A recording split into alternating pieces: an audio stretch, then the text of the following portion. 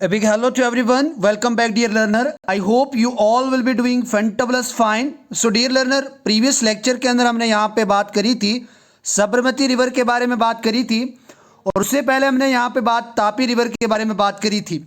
आज यहाँ पे ये लेक्चर भी आप सभी के लिए बहुत ही छोटी लेक्चर होने वाली है। आज इस लेक्चर के अंदर जैसे मैंने आपको कल की लेक्चर के अंदर बताया था कि जितने भी वेस्ट फ्लोइंग रिवर्स है हमारी इंडिया के पेनिनसुलर रीजन के, वो सभी हम यहाँ पे फिनिश करने वाले हैं।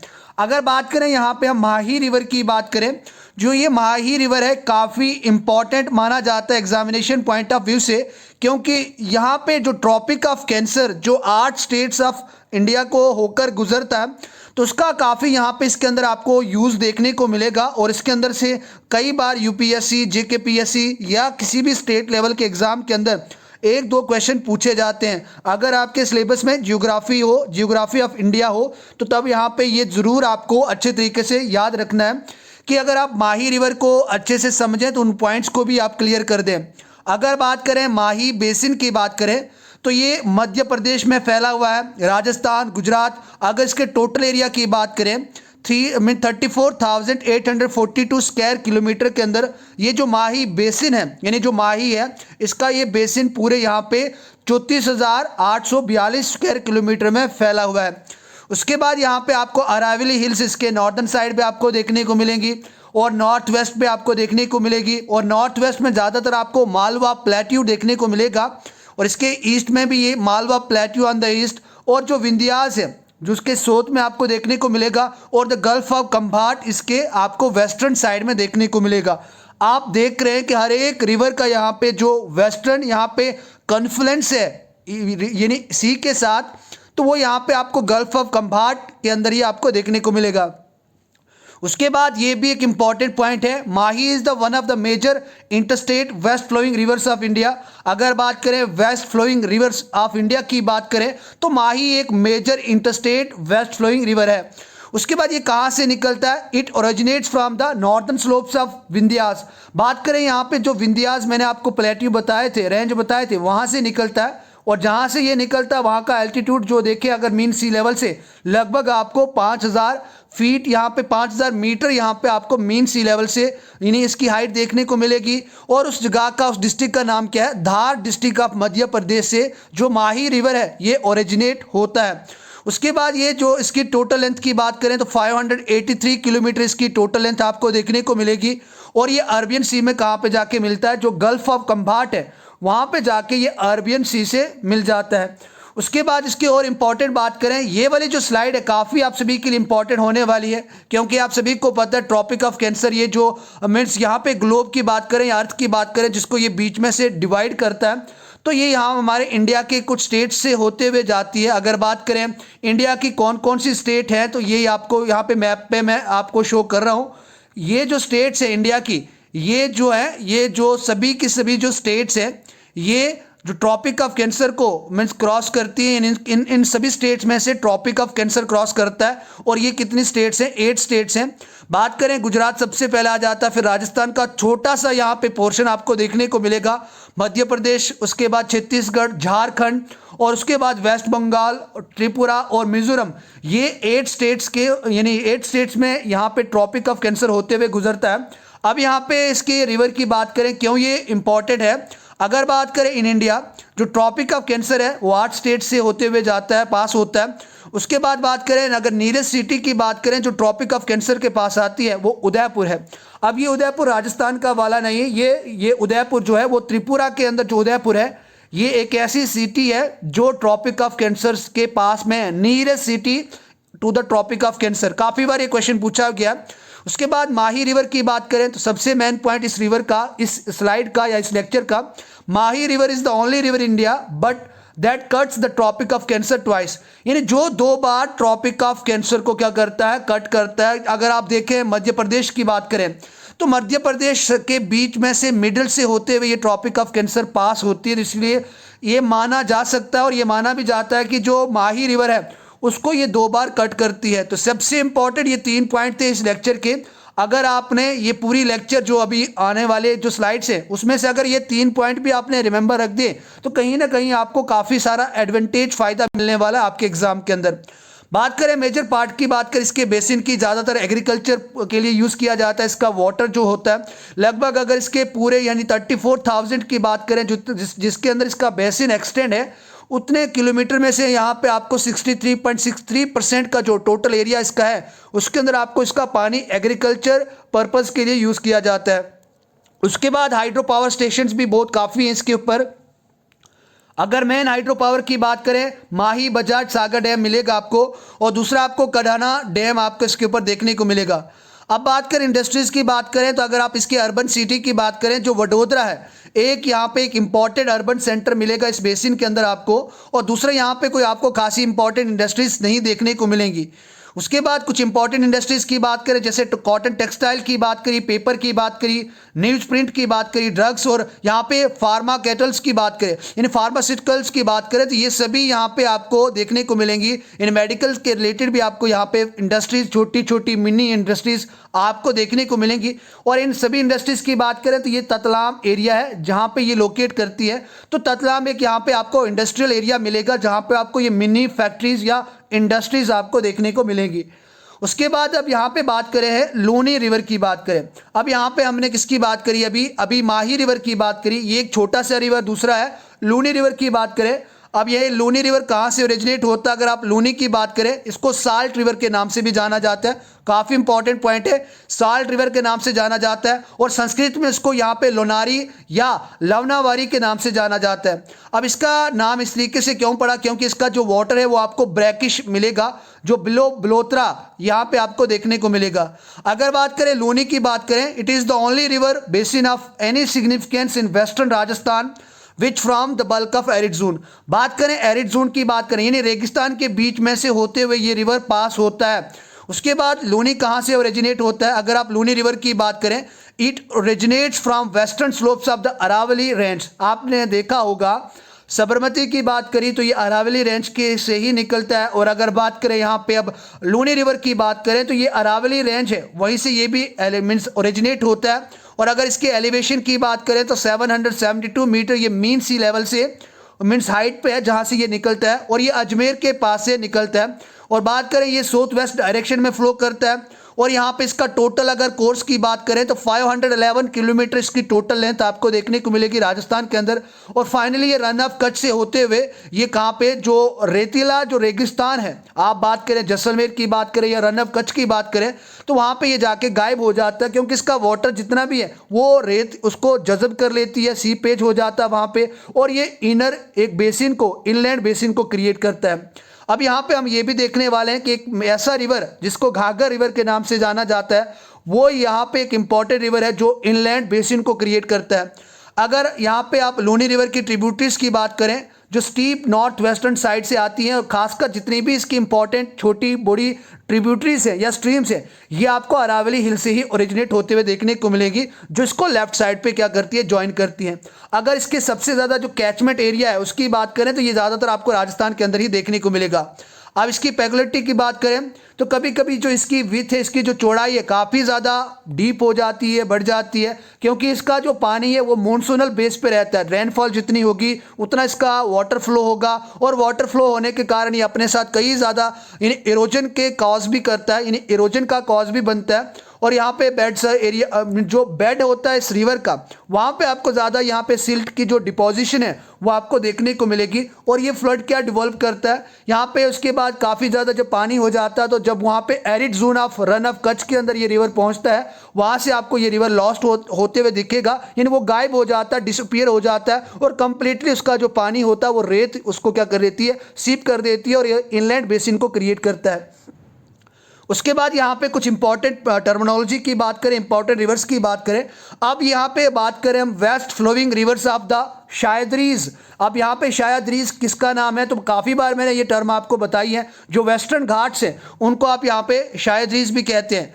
लगभग 600 यहाँ पे स्मॉल स्ट्रीम्स यहाँ पे ओरिजिनेट होते हैं वेस्टर्न घाट से। काफ़ी इंपॉर्टेंट क्वेश्चन आप सभी के लिए है, और जो यहाँ पे वेस्टवर्ड डायरेक्शन में फ्लो करते हैं और फाइनली जाके अरबियन सी में कन्फ्लुएंस यानी मिल जाते हैं।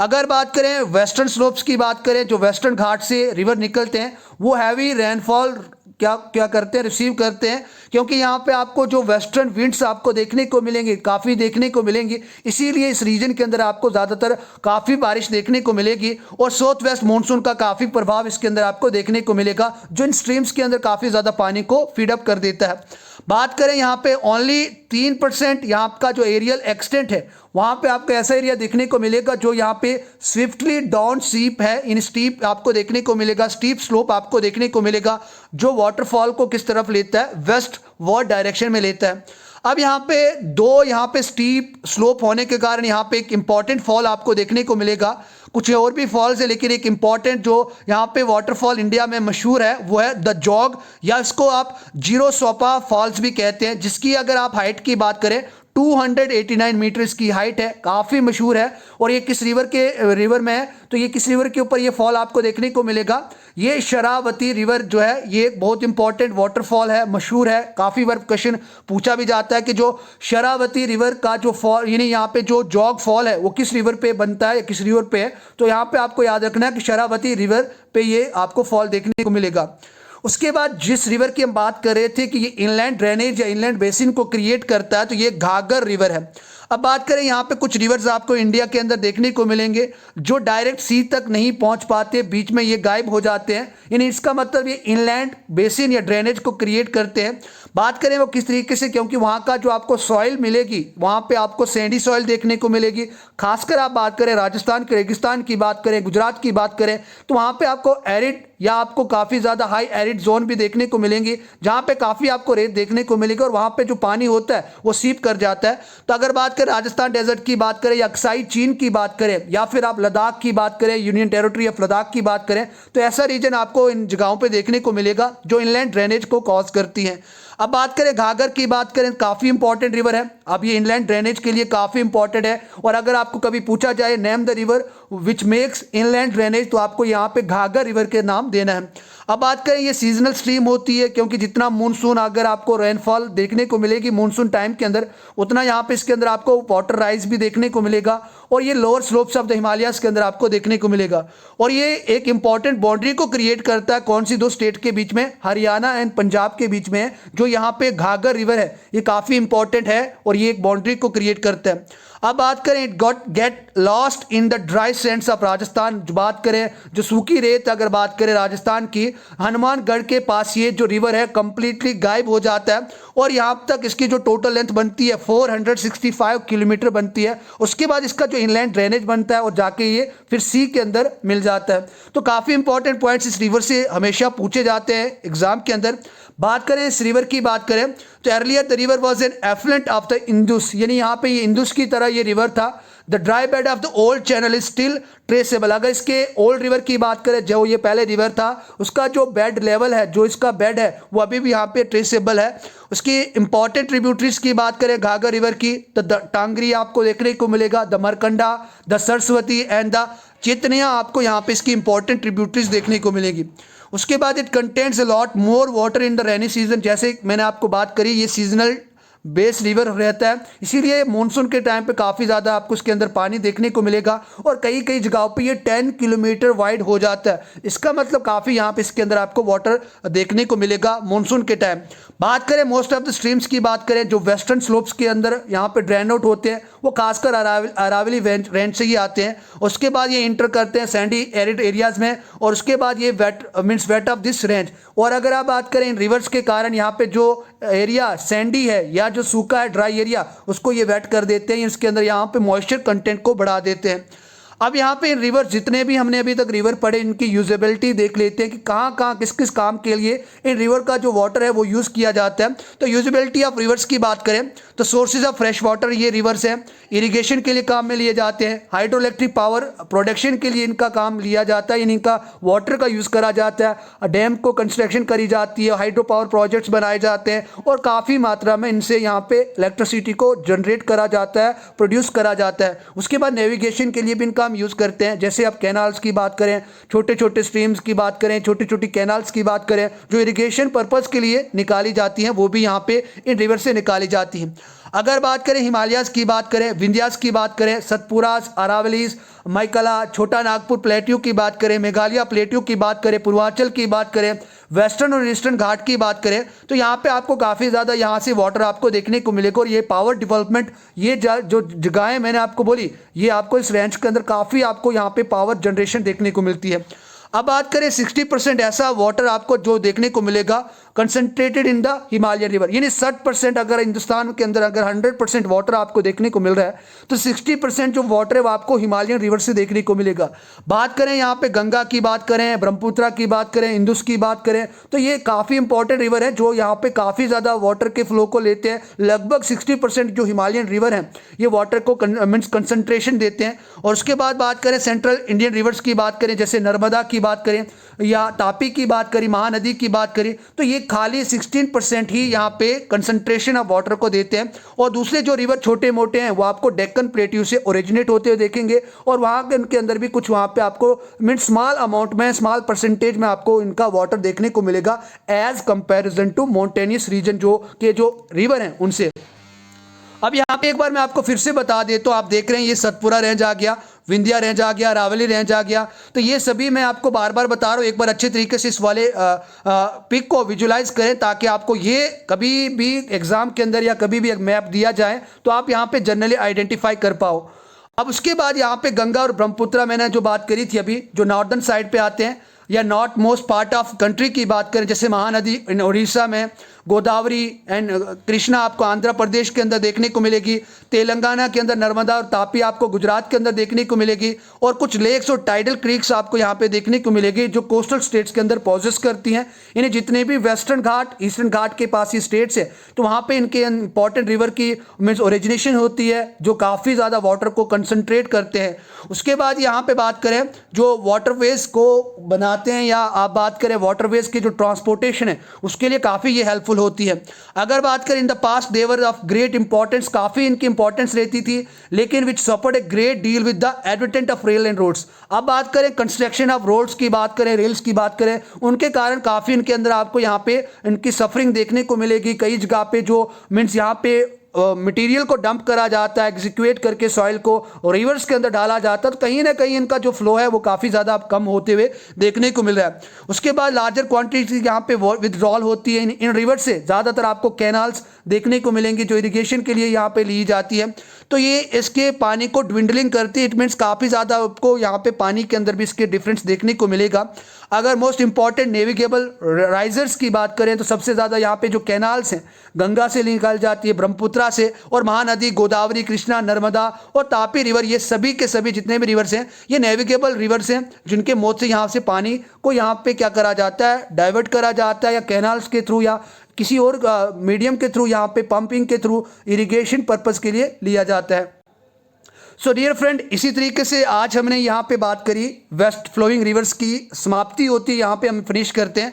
I hope it was beneficial for you. और अगर अभी तक भी आपने अच्छे तरीके से प्रीवियस लेक्चर को नहीं देखा तो ये पार्ट नंबर 9 है रिवर्स का, इसको अच्छे तरीके से देखें, प्रीवियस लेक्चर को भी देखें। आज मैं आपके इसके नोट्स भी शेयर कर दूंगा टेलीग्राम ग्रुप के अंदर, टेलीग्राम चैनल के अंदर। तो अगर आपने अभी तक टेलीग्राम को ज्वाइन नहीं करा, डिस्क्रिप्शन में जाएँ, वहाँ पर आपके पास टेलीग्राम का लिंक दिया हुआ है, टेलीग्राम को ज्वाइन करें ताकि आपको नोट्स का एक्सेस वहाँ से मिल पाए और अपने प्रिपरेशन को आप अच्छे बना पाएं। So thank you very much. और अगर अभी तक आपने इस चैनल को सब्सक्राइब नहीं करा है, वीडियो को लाइक नहीं करा है, subscribe this channel and like the video and don't forget to press the bell icon so that you will never miss an update from Bright Avishkar. Thank you very much. Jai Hind.